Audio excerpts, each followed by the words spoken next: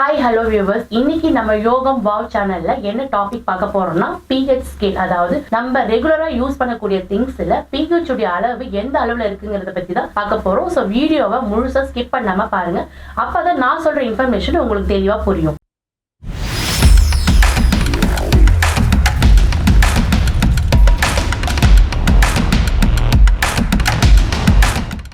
நம்ம சாப்பிட்ற உணவுல எப்படி அறுசுவை இருக்குதோ, இந்த கெமிஸ்ட்ரியில பாத்தீங்கன்னா அமிலத்தன்மை, காரத்தன்மை. இந்த அமிலத்தன்மை புளிப்பா இருக்கும், காரத்தன்மை கசப்பா இருக்கும். இந்த அமிலத்தன்மை, இந்த காரத்தன்மை எதை பேஸ் பண்ணி பிரிக்கிறாங்கன்னா pH லெவல். pHனா என்னன்னா பவர் ஆஃப் ஹைட்ரஜன், இல்லைன்னா ஹைட்ரஜன் பொட்டாசியம் நம்ம சொல்லுவோம்.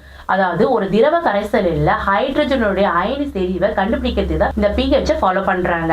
இந்த pH பாத்தீங்கன்னா 0ல இருந்து 14 நிலைகள் மொத்தம் இருக்கு. இந்த pH லெவல 3 கேட்டகரியா பிரிச்சிருக்காங்க. 0ல இருந்து 7 வரைக்கும் ஆசிட் அப்படினும், 7 நியூட்ரல் அப்படினும், 7ல இருந்து 14 வரைக்கும் பேசிக் அப்படினும் பிரிச்சிருக்காங்க. pH ஓட அளவு 0ல இருந்து 14 வரைக்கும் இருக்கும். 25 டிகிரி செல்சியஸ் உள்ள எந்த ஒரு நீர் கரைசலும் 7க்கு கம்மியா இருக்கும்போது அது ஒரு அமிலத்தன்மை கொண்டதா இருக்கும். அதே மாதிரி 25 டிகிரி செல்சியஸ் நீர் கரைசல் pH உடைய மதிப்பு 7ஆ இருக்கும் பொழுது அது நடுநிலையா மாறிடும். pH மீட்டரை பயன்படுத்தி தான் எந்த ஒரு பொருளையுமே pH ஓட லெவல் எந்த அளவுக்கு இருக்குங்கிறத நம்ம ரொம்ப துல்லியமா கணக்கிட முடியும். அது மட்டும் இல்லாம pH ஓட மதிப்பு நம்மளோட அன்றாட வாழ்க்கையில, அறிவியல்ல, தொழில் ரீதியாகவும் ரொம்ப பரவலா இருக்கு. ஃபார் எக்ஸாம்பிள், இப்ப pH ஓட லெவல் அதிகமாவோ அல்லது கம்மியாவோ இருந்தது அப்படின்னா நீர்வாழ் உயிரினங்களுக்கு அது மரணத்தை கூட ஏற்படுத்தும். நீர்வாழ் உயிரினங்கள் இறப்பதற்கு என்ன காரணம் பார்த்தீங்கன்னா pH அளவு, அதாவது தண்ணீரில் இருக்கக்கூடிய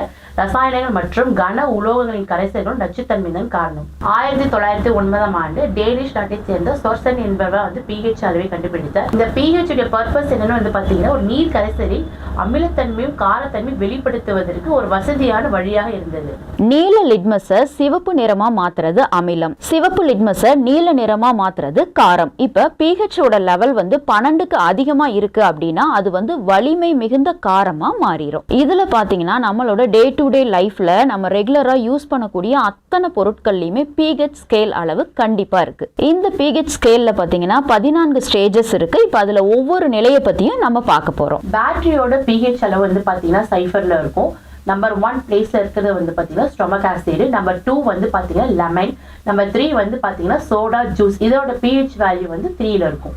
ஆல்கஹால், டொமேட்டோ, கர்ட் இதுல எல்லாம் பார்த்தீங்கன்னா pH லெவல் 4ல இருக்கும். காஃபில பார்த்தீங்க அப்படின்னா லெவல் 5 இருக்கும். மில்க்ல லெவல் 6 இருக்கும். பியூர் வாட்டர்ல லெவல் 7 இருக்கும். இப்போ ஹியூமன் பிளட்ல அப்ராக்சிமேட்டா 8 லெவல் pH இருக்கும். கடல் தண்ணியில pH வேல்யூ 8 இருக்கு. 9ல எக் ஒயிட் பேக்கிங் சோடா, 10ல பாத்தீங்கன்னா ஸ்டொமக் டேப்லெட், 11ல பாத்தீங்கன்னா அமினோ சொல்யூஷன். நாம யூஸ் பண்ற சோப்ல பாத்தீங்கன்னா pH லெவல் 12 இருக்கு. 13ல பாத்தீங்க அப்படின்னா லையும் ப்ளீச்சிங் பவுடரும் இருக்கு.